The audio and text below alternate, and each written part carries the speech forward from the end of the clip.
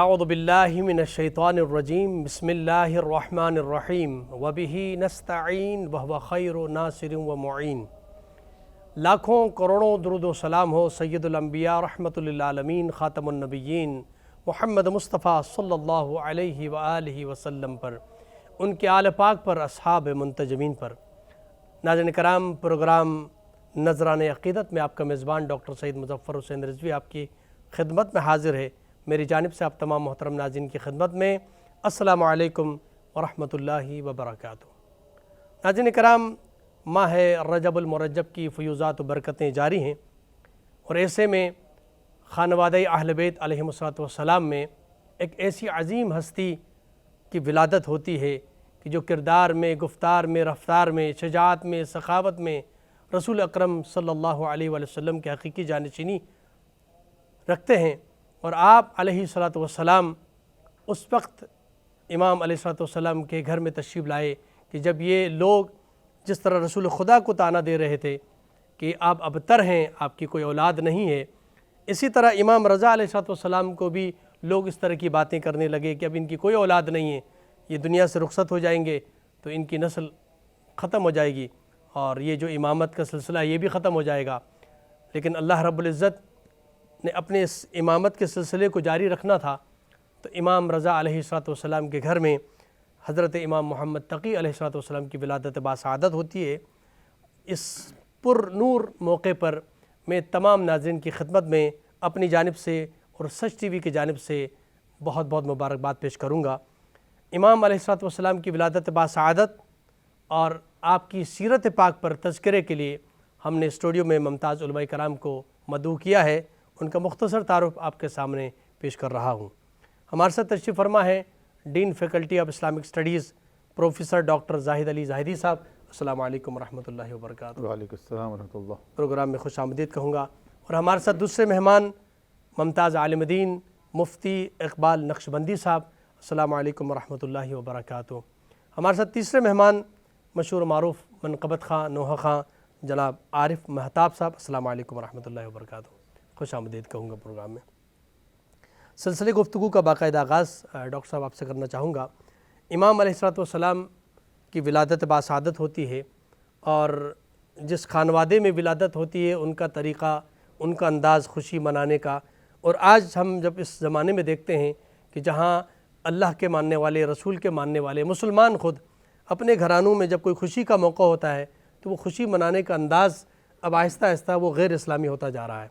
خانوادہ اہل بیت اطہار میں ولادت ہوتی ہے، اور وہ خوشی کا کیسا موقع تھا، اور خاص کر امام رضا علیہ السلام کے گھر میں کافی وقت کے بعد ولادت ہوتی ہے، تو ناظرین کی خدمت میں بیان کیجیے گا۔ بسم اللہ الرحمن الرحیم۔ بہت شکریہ، آپ کو بھی بہت بہت مبارک ہو امام محمد تقی علیہ السلام کہ جن کو امام ہادی بھی کہتے ہیں، امام جواد بھی کہتے ہیں۔ ان کی عطا و بخشش کی وجہ سے ان کو جواد الائمہ، ائمہ طاہرین میں بہت زیادہ عطا و بخشش کرنے والے یہ بھی کہا جاتا ہے۔ اور جیسا آپ نے اپنے انٹرو میں بتایا کہ امام رضا علیہ السلام کی واحد فرزند جو ہیں وہ امام محمد تقی علیہ السلام ہیں۔ گو کہ بعض لوگوں نے اس کے علاوہ بھی بیان کیا ہے، لیکن بہت وہ شاذ ہے، بہت ریئر ہے کہ ان کے بعض دیگر فرزندوں کا تذکرہ بعض کتابوں میں ملتا ہے۔ ایک صاحب نے اس کے اوپر ایک خاص تحقیق بھی کی ہے، لیکن جو زیادہ تر جس پر اتفاق ہے تاریخ کا، سیرت نگاروں کا، وہی یہ ہے کہ امام رضا علیہ السلام کے واحد فرزند جو ہیں وہ امام محمد تقی علیہ السلام ہیں۔ یہ آپ کے علم میں ظاہر ہے کہ ہوگی کہ امام رضا علیہ السلام سے مامون کی ایک بیٹی کا عقد ہوا، مامون الرشید کا، لیکن اس سے کوئی اولاد نہیں ہوئی۔ جو آپ کی اولاد ہوئی وہ ایک دوسری خاتون، ایک صاحب تقوی اور عفت اور عبادت تھیں، سمانہ خاتون، تو ان سے آپ کے فرزند کی ولادت امام محمد تقی علیہ السلام کی ہوئی۔ اور ظاہر ہے خانوادہ اہل بیت میں جو بھی ثقافت تھی وہ اسلامی ثقافت ہوتی تھی کہ جب بچے کی ولادت ہوتی ہے تو خوشی کا موقع تو ہے، ظاہر ہے، ویسے بھی خوشی کا موقع ہے، چاہے ان کی بہت ساری اولادیں کیوں نہ ہوں، امام موسیٰ کاظم علیہ السلام کی تو بہت زیادہ اولاد تھی، جی تو ہر فرزند ہر دختر کی ولادت پہ خوشی کا ایک اظہار کرتے ہیں، لیکن ان کی خوشی کا طریقہ یہ ہوتا ہے کہ وہ عطا و بخشش کرتے ہیں، وہ صدقات کرتے ہیں، وہ خیرات کرتے ہیں، وہ غلام آزاد کرتے ہیں، وہ عقیقہ کرتے ہیں، جو دین اسلام نے طریقہ کار بتایا ہے کہ آپ کے گھر میں اگر خوشی ہے تو اپنی خوشی میں معاشرے کے دوسرے طبقے کو شامل کریں کہ جو مشکلات کا شکار ہے، جو پریشانیوں کا شکار ہے، اور کچھ نیکیاں کریں، لوگوں کی مدد کریں، تو اس طرح آپ کی خوشیوں میں جو معاشرے کے جو غریب لوگ ہیں ان کی دعائیں بھی شامل ہوں گی، ان کی دعائیں زیادہ خالص ہوتی ہیں ان کے مقابلے میں جو بڑے بڑے لوگ جن سے ہم توقع کرتے ہیں کہ وہ ہمارے لیے دعا کریں گے، اس سے زیادہ پر اثر دعا، اس سے زیادہ دل سے نکلنے والی دعا ان غریبوں کی ہوتی ہے جن کی آپ کچھ مدد کرتے ہیں۔ تو یہی روش ظاہر ہے کہ ائمہ طاہرین کی رہی ہے، اور پیغمبر اکرم کی روش بھی یہی تھی۔ امام حسن امام حسین کی ولادت پہ بھی ہم دیکھتے ہیں کہ عقیقہ کرنا اور صدقہ کرنا اور یہ چیزیں، یہی اسلامی ثقافت ہے، اسی کو اپنانا چاہیے۔ باقی وقت گزرنے کے ساتھ ساتھ جہاں بہت ساری چیزوں کی روح ختم ہوتی جا رہی ہے، بقول علامہ اقبال کے کہ رہ گئی رسم ازاں روح بلالی نہ رہی، تو ہر چیز کی روح متاثر ہو رہی ہے، تو اس میں یہ چیز بھی متاثر ہو رہی ہے کہ ہم خوشیاں کس طرح منا رہے ہیں، ہم بچوں کی ولادت کو کس طرح سیلیبریٹ کر رہے ہیں، ہم بچوں کی برتھ ڈے کو کس طرح سیلیبریٹ کرتے ہیں، ہم شادی میں کیا کر رہے ہیں، ہم ولیمے میں کیا کر رہے ہیں، ہم اور مواقع کے اوپر اسراف کر رہے ہیں یا فضول خرچی کر رہے ہیں۔ سوال اور بھی بنتا ہے کہ عقد کے حوالے سے، نکاح کے حوالے سے، جیسے آج جو معیارات لوگوں کے سامنے ہیں، ائمہ اطہار علیہ السلام کی حسب و نسب کے اعتبار سے دیکھا جائے تو ان سے بلند کوئی نہیں ہے، اس کے باوجود آپ نے خاندان سے باہر بھی شادیاں کی، اور جیسے آپ نے خود فرمایا کہ خلیفہ کی بیٹی بھی تھی آپ کے پاس، لیکن اس کے باوجود آپ نے آ کے شادی کی، کنیزوں سے بھی شادی ہوئی، تو کیا معیار ہے ویسے عقد کرنے کا؟ کسی خاتون سے اگر عقد کرنا ہو تو اس وقت اسلامی معیار کیا ہونا چاہیے؟ جی آپ نے بہت نازک مسئلے کو چھیڑ دیا ہے۔ دیکھیے ہمارے ہاں لوگ یہ کہتے ہیں کہ جی وہ سید ہیں، کہتے ہیں میں سید ہوں، اور سید میں بھی وہ کہتے ہیں ہم تو نجیب الطرفین سید ہیں۔ نجیب الطرفین، نجیب کا مطلب ہوتا ہے شریف، کہ ہمارے والد بھی سید ہیں اور والدہ بھی سید ہیں۔ اچھا، تو ائمہ طاہرین میں سے اگر آپ دیکھیں، اگر 14 معصومین کو دیکھیں، تو آپ کی اصطلاح میں جو ہم معاشرے میں جس کو ہم نجیب الطرفین کہتے ہیں، ان میں سے کتنے نجیب الطرفین ہیں؟ سوائے امام محمد باقر علیہ السلام کے، سوائے حسن حسین کے، باقی جتنے ائمہ طاہرین ہیں ان سب کی والدہ گرامی جو ہیں وہ سادات نہیں ہیں، بعض کی کنیزیں بھی ہیں، وہ کنیزیں ام ولد کہلاتی تھیں، یعنی جب ان کے اولاد ہوتی تھی تو آزاد ہو جایا کرتی تھیں، یا یہ کہ ان کو خرید کے آزاد کر کے پھر عقد کیا کرتے تھے۔ اینی وے اس سے فرق نہیں پڑتا۔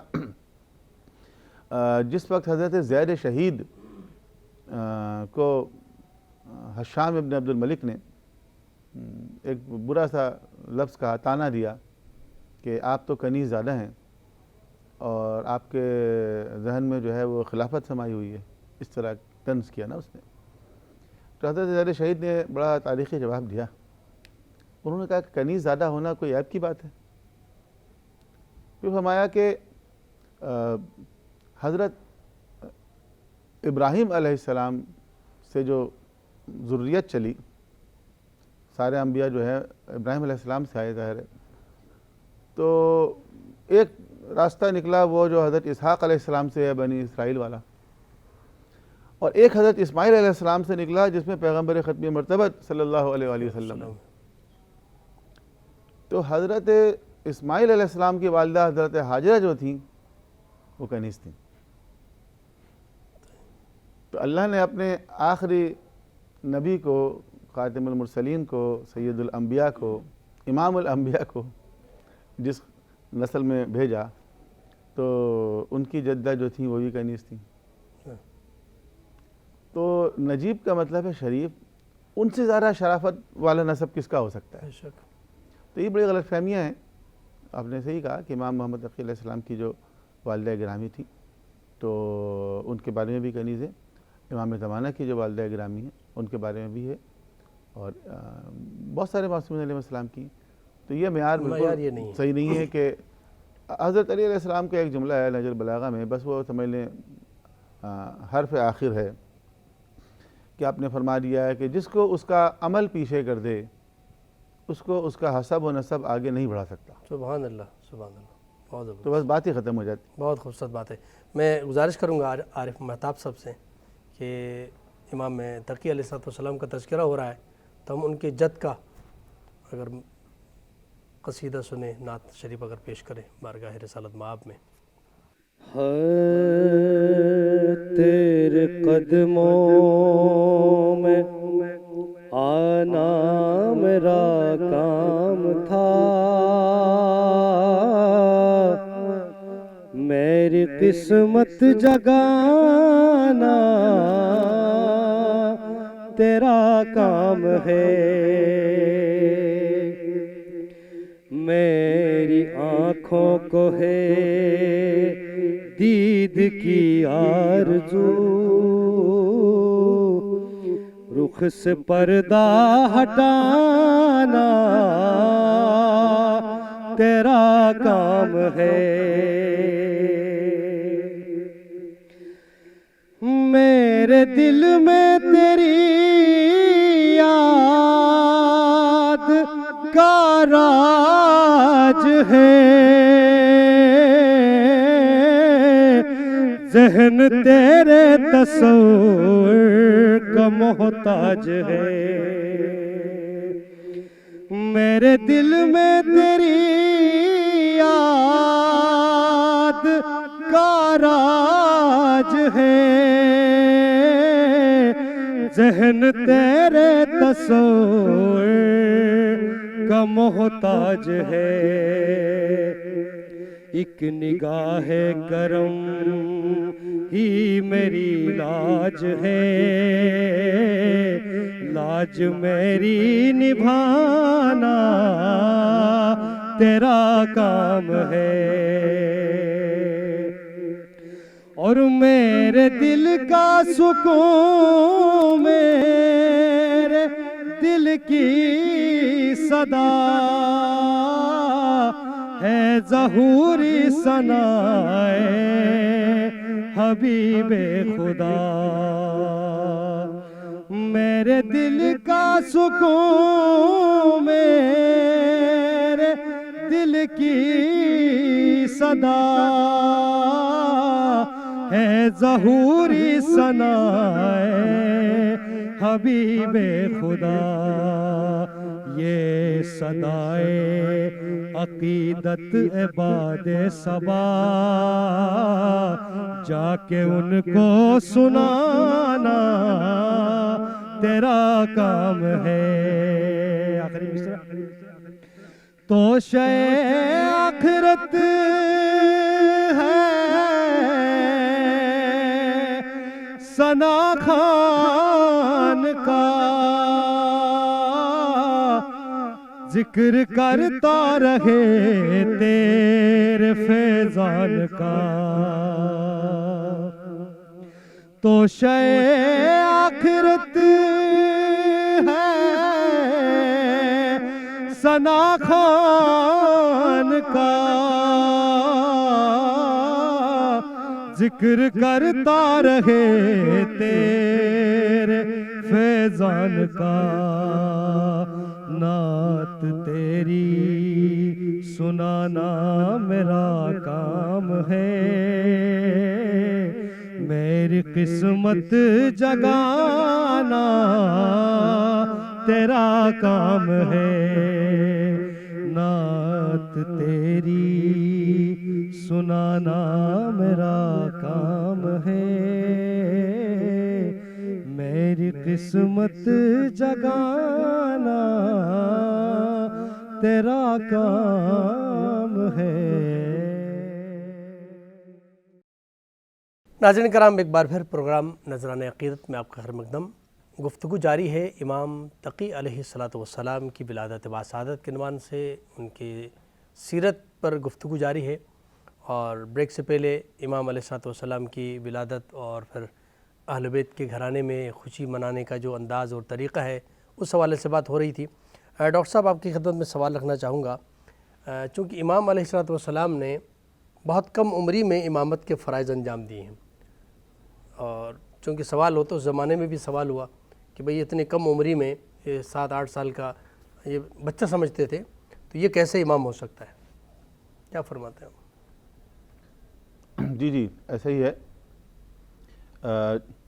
جب امام رضا علیہ السلام شہید ہوئے تو وہ ایران میں تھے اس وقت نا، مرو کے علاقے میں، اور ان کی قبر بنائی گئی اس وقت جس کو مشہد مقدس کہتے ہیں، خراسان۔ تو اس کے بعد امام محمد تقی علیہ السلام جو ہے وہ تشریف لائے، تو ان کی عمر بہت کم تھی، 8 سال ان کی عمر ہوگی۔ 195 ہجری میں آپ کی ولادت ہوئی ہے، 203 ہجری میں امام رضا کی شہادت ہوئی ہے، 7 سال 8 سال ایسی عمر تھی۔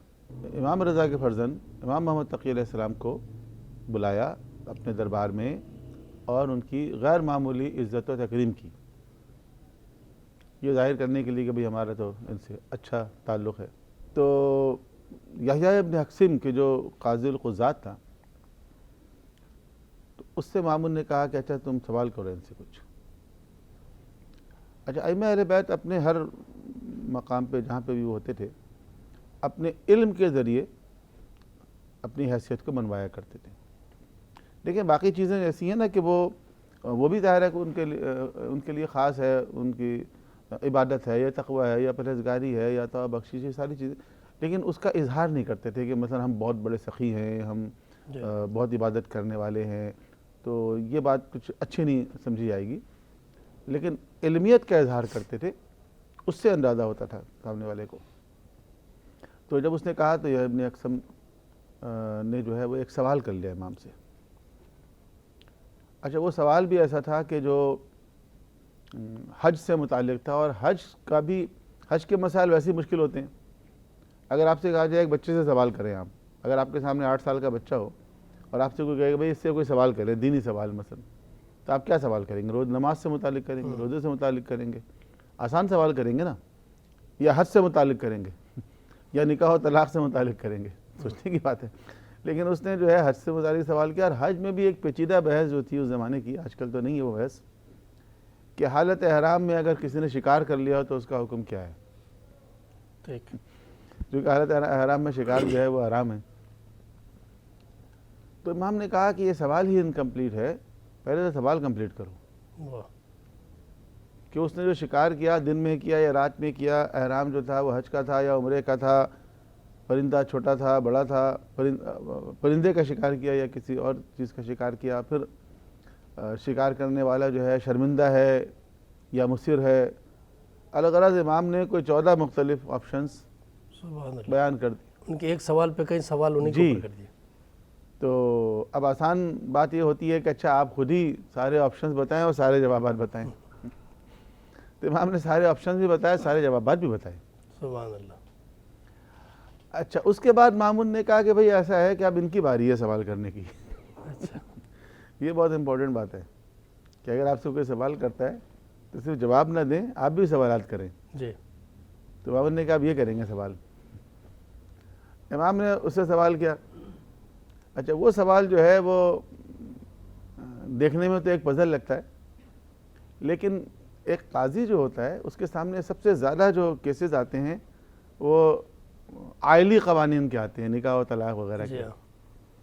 تو امام نے جو ہے وہ ایک سوال کیا کہ ایک عورت ہے جو کسی مرد کے اوپر حرام ہے، جب دن چڑھا تو وہ اس کے اوپر حلال ہو گئی، پھر زوال کے وقت پھر حرام ہو گئی، پھر غروب سے پہلے وہ حلال ہو گئی، پھر مغرب کے بعد پھر حرام ہو گئی، پھر صبح کے وقت پھر حلال ہو گئی، تو یہ بتاؤ کیسے ہو سکتا ہے؟ یہ ایک عورت ایک مرد پر 24 گھنٹے میں 4 مرتبہ حرام ہوئی، 4 مرتبہ حلال ہوئی۔ نے کہا یہ تو ایک پزل ہے، یہ تو سمجھ میں نہیں آ رہا ہے، ایسا کیسے ہو سکتا ہے، آپ بتائیے۔ تو امام نے کہا وہ کسی کی کنیز تھی، اور وہ ظاہر ہے کہ دوسرے انسان کے اوپر تو وہ حرام تھی. اس نے اس کو آزاد کر دیا اور پھر اس نے اس سے عقد کر لیا تو یہ اس کے اوپر حلال ہو گئی. پھر جو ہے وہ اس نے اس کو طلاق دے دی تو وہ اس کے اوپر حرام ہو گئی. پھر اس نے رجوع کر لیا تو اس کے اوپر حلال ہو گئی. پھر اس نے زہار ایک اصطلاح ہے، اس کی اپنی تشریح ہے کہ بیوی کو ماں سے تشبیہ دینا. اس نے زہار کیا تو وہ حرام ہو گئی. پھر اس نے کفارہ ادا کر دیا تو اس پر حلال ہو گئی. کیا بات ہے. تو بہرحال اس قسم کے واقعات ہیں ائمہ اہل بیت کے، اور کم عمری ہی میں ان کی امامت ثابت ہے. اور اس کے حوالے سے خود ائمہ اہل بیت نے بھی بعض مقامات پر دلیل دی ہے، اور وہ دلیل قرآن کریم سے ہے حضرت عیسیٰ علیہ السلام کے بارے میں کہ عیسیٰ علیہ السلام کی جب ولادت ہوئی اور یہودیوں نے آ کے پوچھا کہ یہ بچہ کہاں سے آیا، تو جیسے کہ قرآن کریم میں ہے کہ انہوں نے اشارہ کر دیا، فاشارت الیہ. اور جب اشارہ کیا تو یہودیوں نے کہا کہ کیف نکلم من کان فی المہد صبیا، ہم اس سے کیا بات کر رہی ہے، تو جھولے میں پڑا ہوا ایک بچہ ہے. تو اس وقت عیسیٰ علیہ السلام نے گفتگو شروع کی اور کہا انی عبداللہ اتانی الکتاب وجعلنی نبیا، میں اللہ کا بندہ ہوں، اللہ نے مجھے کتاب دی ہے اور مجھے نبی بنایا ہے. جھولے میں پڑے ہوئے ہیں ابھی، اور جھولے میں ہونے کے باوجود اللہ کے نبی ہیں وہ. تو یہ جو عہدہ ہے الہی مناصب ہیں، اس یہ کے لیے عمر کی شرط نہیں اس ہے. کے لیے عمر کی شرط نہیں ہے. اللہ تعالیٰ نے جس کو، جیسا کہ حضور کا ارشاد ہے کہ کنت نبیا و آدم بین الماء والطین، میں اس وقت بھی نبی تھا جب آدم پانی اور مٹی کے درمیان تھے. جی. تو کم عمری کی امامت اور کم عمری کی جو نبوت اور رسالت ہے، یہ کوئی ایسی چیز نہیں ہے جو قابل قبول نہ ہو. قبلہ مفتی صاحب، آپ کی خدمت میں اسی سوال کو رکھنا چاہوں گا کہ امام تقی علیہ السلام چونکہ کم عمری میں امامت کے فرائض انجام دینے لگے، تو امام کے لیے عمر کی قید لگانا کہ یہ بچہ ہے ابھی، امام کے لیے کوئی خاص عمر چاہیے، خانوادہ اہل بیت کے گھر کے اندر پلنے والے، ان کی تربیت یافتہ، تو آپ کیا سمجھتے ہیں کہ کم عمری میں، چونکہ سوال اٹھتا تھا کہ بہت کم عمر میں یہ امام کیسے بن گئے؟ بسم اللہ الرحمن الرحیم، الحمدللہ وکفا والصلاة والسلام علی من لا نبی بعدہ، اما بعد، الصلاة والسلام علیکہ یا سید یا رسول اللہ وعلی آلکہ و اصحابکہ یا نبی اللہ.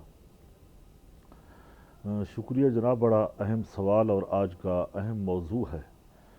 تو میں سب سے پہلے تو عالم اسلام کو آپ کے چینل کے توسل سے مبارکباد پیش کروں گا کہ حضرت امام محمد تقی رضی اللہ تعالیٰ عنہ کا جو یوم ولادت ہے اسی ماہ رجب المرجب کی 10 تاریخ کو مورخین نے، سیرت نگاروں نے اتفاق کیا ہے کہ رجب المرجب کی 10 تاریخ ہی آپ کی ولادت کا دن ہے اور مدینہ منورہ کی سرزمین ہے.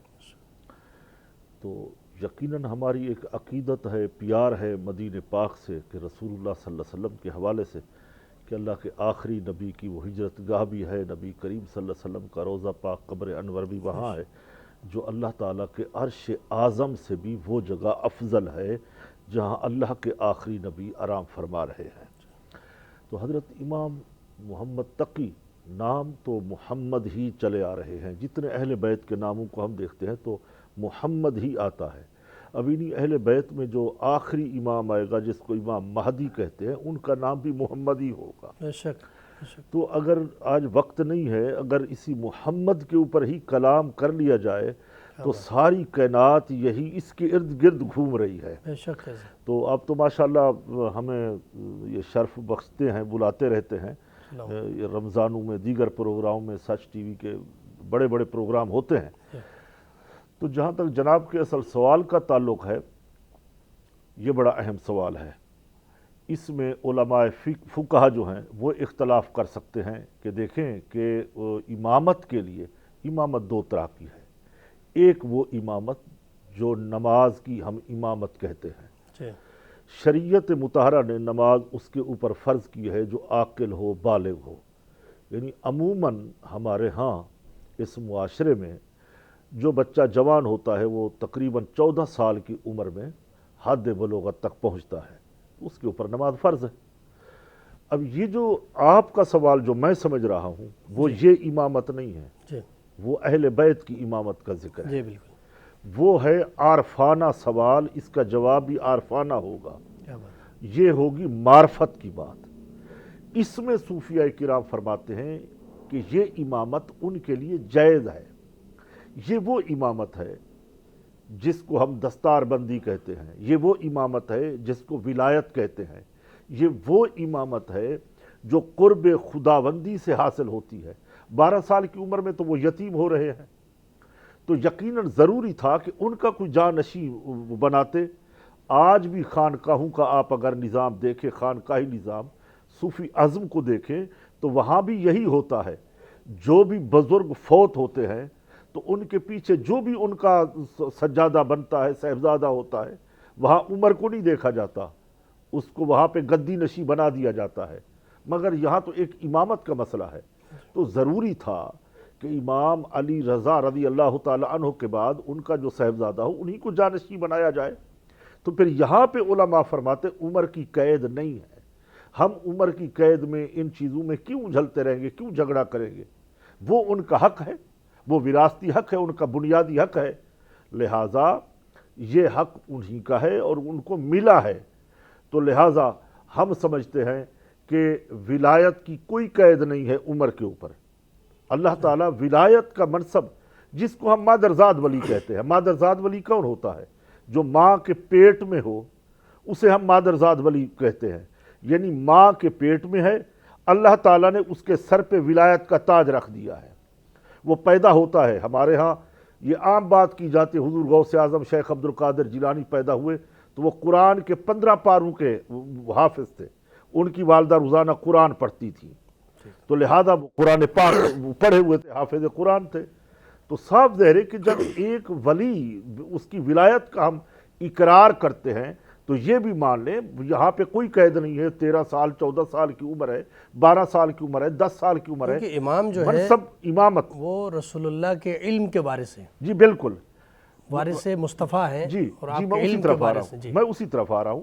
دیکھیں نبی کریم صلی اللہ تعالیٰ علیہ وسلم کی جو میراث ہے وہ حضور کا علم ہے، محراب و منبر یہ نبی کریم صلی اللہ علیہ وسلم اور یہ خاندان سے چلا ہے۔ حضرت علی کرم اللہ وجہ الکریم، حضرت فاطمہ زہرا سلام اللہ علیہ اپنے وقت کی علماء صوفیہ فرماتے ہیں وہ غوث تھی، اپنے وقت کی غوث تھی، اور رہتی دنیا تک یہ فیضان چلنا تھا اور آج تک فیضان چل رہا ہے۔ اس کا کوئی صوفی عزم کے اندر سلاسل کے جتنے سلسلے ہیں، قادری، نقشبندی، چشتی، سہروردی، کسی نے اس کا کوئی انکار نہیں کیا، سب اس کو قبول کرتے ہیں کہ یہاں سے یہ ولایت چلتی ہے، یہ سلسلہ ہے۔ تو امام حضرت تقی علیہ السلام، ایک بات ہمارے فاضل دوست فرما رہے تھے زہار کی، وہ سورہ مجادلہ کے اندر اس کا ذکر بھی آیا ہے، یعنی یہ مثال دینا، ایک فتویٰ ان کے پاس آیا تو وہاں بحث ہوئی ایک بادشاہ وقت کے سامنے، خلیفہ کے سامنے، تو انہوں نے یہی ارشاد فرمایا، خود بادشاہ نے کہا کہ آپ بھی سوال کریں۔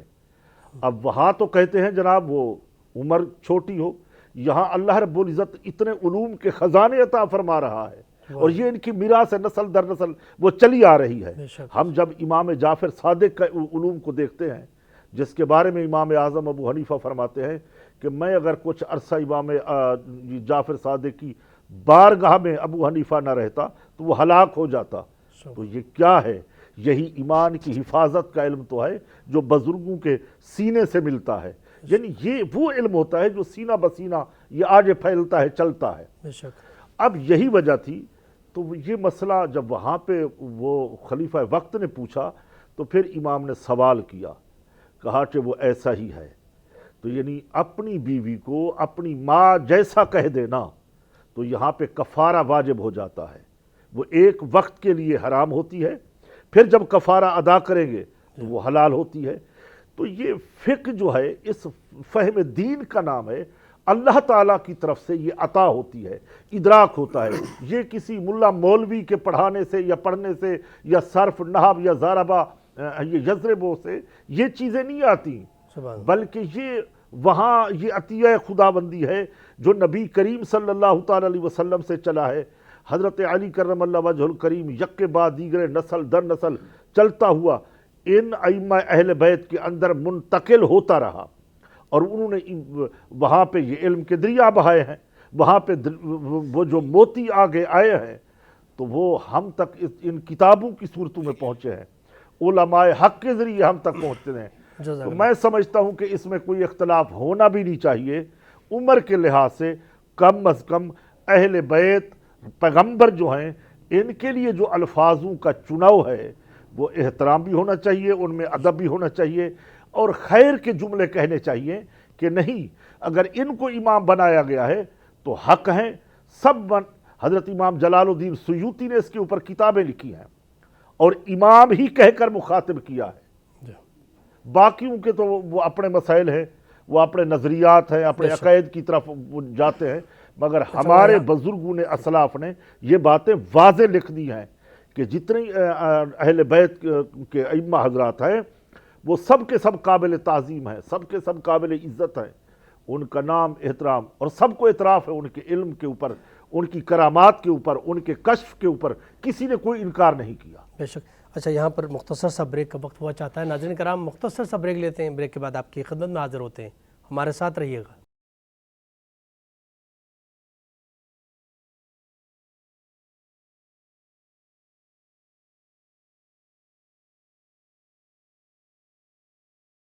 ناظرین کرام ایک بار پھر پروگرام نظرانہ عقیدت میں آپ کا خیر مقدم، گفتگو جاری ہے۔ امام محمد تقی علیہ السلام کی ولادت باسعادت کے عنوان سے آپ کی سیرت پاک کا تذکرہ ہو رہا ہے، علماء کرام تشریف فرما ہے۔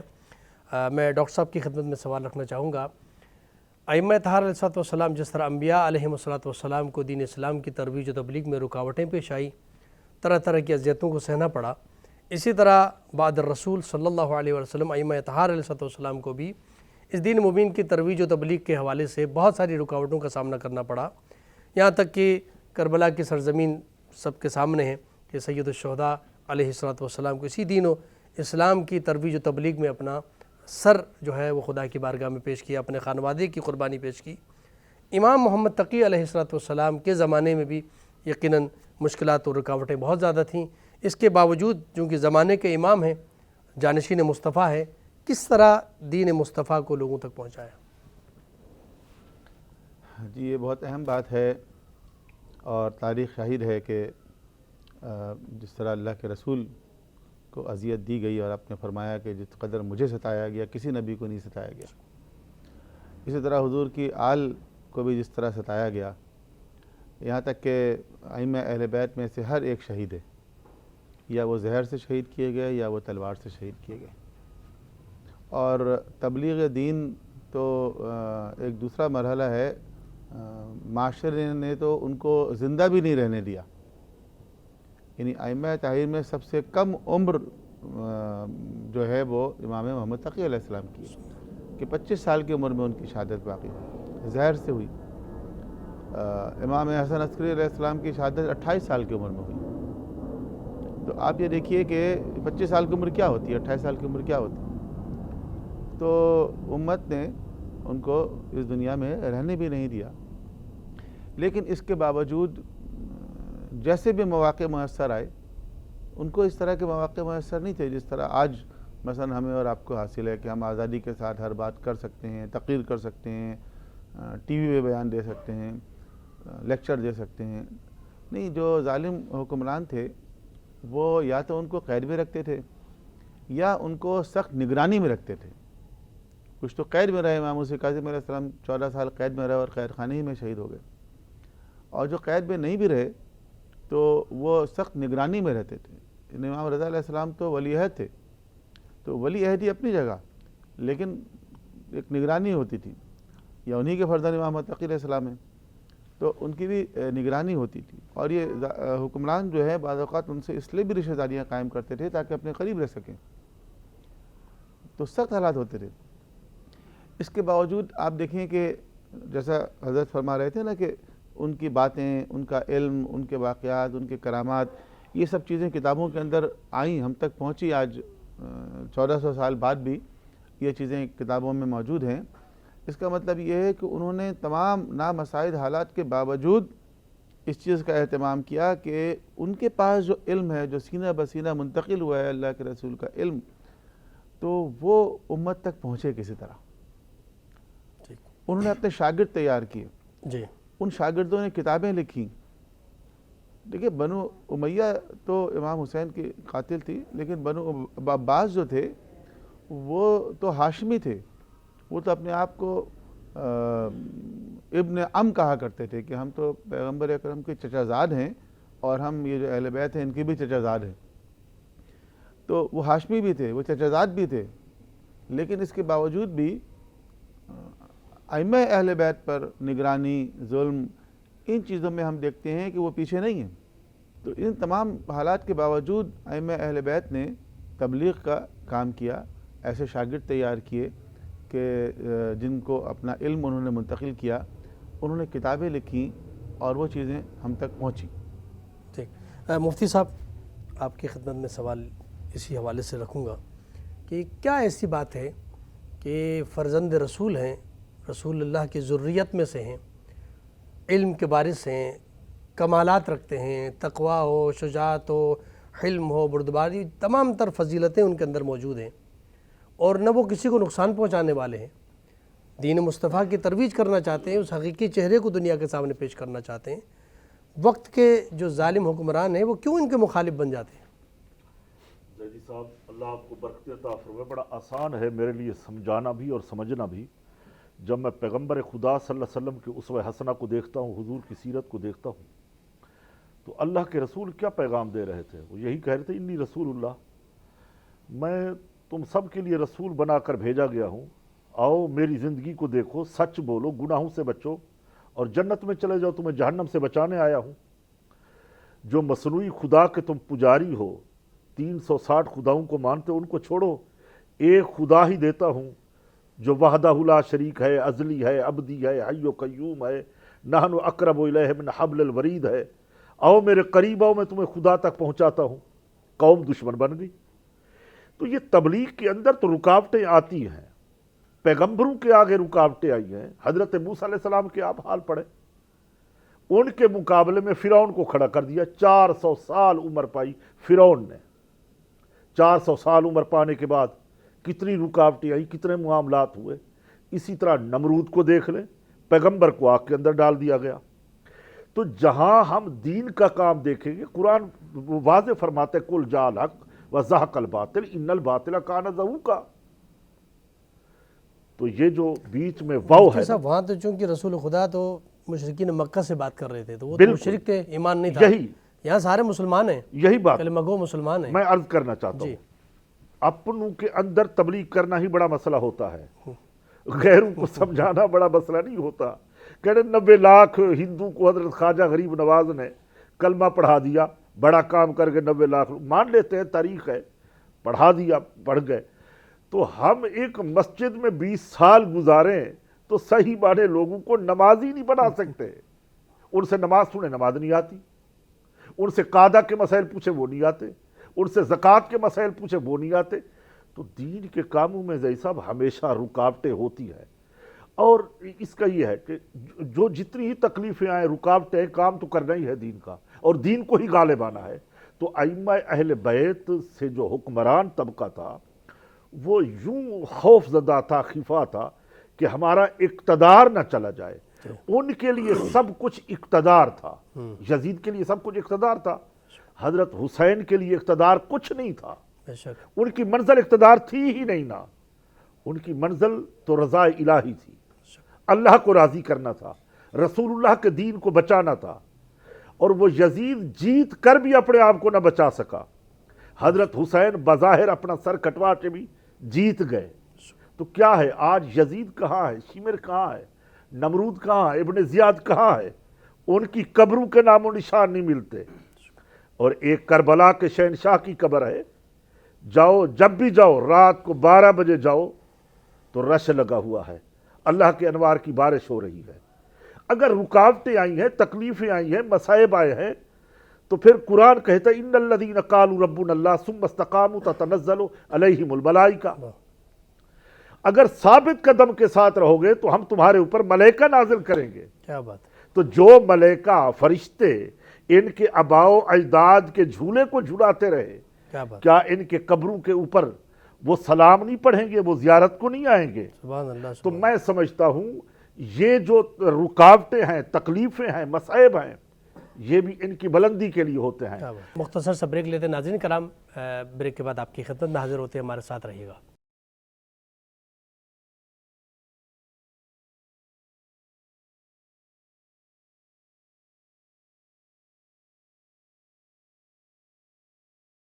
ناظرین کرام، ایک بار پھر پروگرام نذرانِ عقیدت میں آپ کے خیر مقدم گفتگو جاری ہے. حضرت امام محمد تقی علیہ السلام کی ولادت با سعادت، آپ کی سیرت پاک کے حوالے سے علماء کرام گفتگو فرما رہے ہیں. آج جو ہم خطبہ پڑھتے ہیں، خطبہ نکاح امام محمد تقی علیہ السلام سے. جی، عام طور پر جو خطبہ نکاح جو پڑھا جاتا ہے، الحمدللہ اقرارا بنعمتہ ولا الہ الا اللہ اخلاصا لوحدانیتہ، یہ وہ ہے جو امام محمد تقی علیہ السلام نے خود یہ خطبہ پڑھا تھا. ٹھیک. اور اس کے اندر 5 چیزیں شامل ہیں بقول ایک عالم دین کے کہ یہ خطبہ بھی پنجتنی ہے. کیا بات ہے. اس کے اندر اللہ کی حمد و ثنا ہے، حضور اور ان کی آل پر درود و سلام ہے. اس کے بعد نکاح کی اہمیت پر ایک جملہ ہے. اس کے بعد جو ہے وہ ایک قرآن کی آیت ہے، اور اس کے بعد ایک حضور کی حدیث ہے. تو 5 چیزوں پر مشتمل جو ہے وہ یہ خطبہ نکاح ہے. مفتی صاحب، چونکہ وقت ہمارے پاس یہاں بہت مختصر ہے، امام علیہ السلام کی زندگی سے ناظرین کی خدمت میں کوئی میسج اگر دینا چاہیں. بس یہ خوبصورت میسج ہے کہ ہم ان کی زندگی سے سیکھیں، ان کی زندگی کو اپنائیں. صرف زبانی کلامی باتیں نہ کریں کہ مجھے محبت ہے اہل بیت اطہار سے اور میں ان کی زندگی سے سیکھوں نہیں، کام وہ نہیں کروں، کیا بات ہے. ان کے اسوہ کو نہ اپناؤں. تو میرا خیال ہے پھر یہ جھوٹ ہو جائے گا، یہ بات غلط ہو جائے گی. اگر واقعی ہم محبت کرتے ہیں زبان سے بھی دل سے بھی، تو جو ان کی زندگی ہے اس کو اپنائیں، سچ بولیں، حق بات کہیں، گھبرائیں نہیں. وہ تو حکمرانوں کے سامنے حق کی بات پہ ڈٹ جاتے اور بول دیا. جو ہونا ہے وہ تو بات کا مسئلہ ہے. آج تو ہم زیادہ بولے تو کہتے ہیں یہ جمہوریت کا حسن ہے. میرا خیال ہے اس حسن سے بھی ہم نکل کے کوئی کلام کریں تو وہ زیادہ بہتر ہوگا، زیادہ اچھا ہوگا. تو میں سمجھتا ہوں کہ جو کرامتیں ہیں وہ کرامت نہ عمر دیکھتی ہے نہ وقت دیکھتی ہے. ان بزرگوں سے بہت ساری کرامتیں ظاہر ہوئی ہیں. ایک بیری کے درخت کے نیچے بیٹھ گئے، پھل نہیں دیتی تھی، وہاں پہ وضو کیا، دعا فرمائی تو اس نے پھل دینا شروع کر دیا. کوئی بے اولاد آئے تو دعا فرمائی، اولاد نرینہ ان کو مل گئی. تو یہ ساری کرامتیں ہوتی ہیں. کرامت ہوتی وہ ہے جو یہ عقل علم وہ اس کو نہ سما سکے یا اپنے اندر جگہ نہ دے، یعنی عاجز آ جائے بندہ کہ یہ کیسے ممکن ہے اور وہ کام اس کے ہاتھ سے ظاہر ہو، اسی کو کرامت کہتے ہیں. اور اللہ کے ولیوں کے جسموں سے اللہ تعالیٰ یہ چیزیں ظاہر فرماتا ہے تاکہ یہی دنیا کا ایک نظام چلتا ہے. میں سمجھتا ہوں کہ نبی کا معجزہ برحق ہے، اللہ کے ولی کی جو کرامت ہے وہ برحق ہوتی ہے. تو لہذا کرامت کا کوئی انکار نہیں ہے، کرامت کا اقرار کرنا چاہیے. بے شک. ناظرین کرام، یہاں پر پروگرام کا وقت ختم ہو چاہتا ہے. میسج یہی ہے کہ امام محمد تقی علیہ السلام کی ولادت کے حوالے سے پروگرام ہے، اور ہمیں جس طرح مفتی صاحب نے بیان فرمایا کہ ہمیں فقط یہ کہنا کافی نہیں ہمارا کہ ہم اہل بیت سے محبت کرتے ہیں، اہل بیت سے عقیدت رکھتے ہیں اور درود و سلام ان کے اوپر بھیجتے ہیں، یہ کافی نہیں، بلکہ ان کی سیرت پر عمل کرنا سب سے اہم بات ہے. ان کی زندگی کا مطالعہ کریں، ان کی سیرت کا مطالعہ کریں اور اپنی زندگی میں ان کی سیرت کو اپنائیں. یہی اصل میں کامیابی ہے. ناظرین کرام، یہاں پر پروگرام کا وقت ختم ہوا چاہتا ہے. میں نہایت ممنون مشکور ہوں پروفیسر ڈاکٹر زاہد علی زاہدی صاحب آپ کا، اور ممتاز عالم دین مفتی اقبال نقشبندی صاحب آپ کا بہت بہت شکریہ. عارف مہتاب صاحب آپ کا شکریہ. ناظرین کرام، اپنے میزبان ڈاکٹر سعید مظفر حسین رضوی کو اجازت دیجیے، اور آخر میں گزارش کروں گا کہ اس پروگرام کا اختتام بارگاہ امام محمد تقی علیہ السلام میں نذرانہ عقیدت سے کریں. عارف مہتاب صاحب. یا امام رضا مبارک ہو،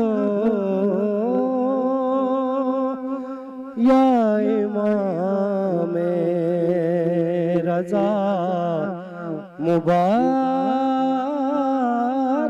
ہو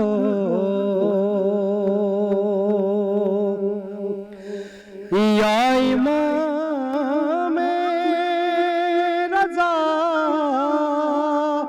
مبارک ہو آپ کو دلربا مبارک ہو یا امام اور آ گئے ہیں جواد دنیا میں آ گئے ہیں جواد دنیا میں وارث حلتا مبارک ہو وارث حلتا مبارک ہو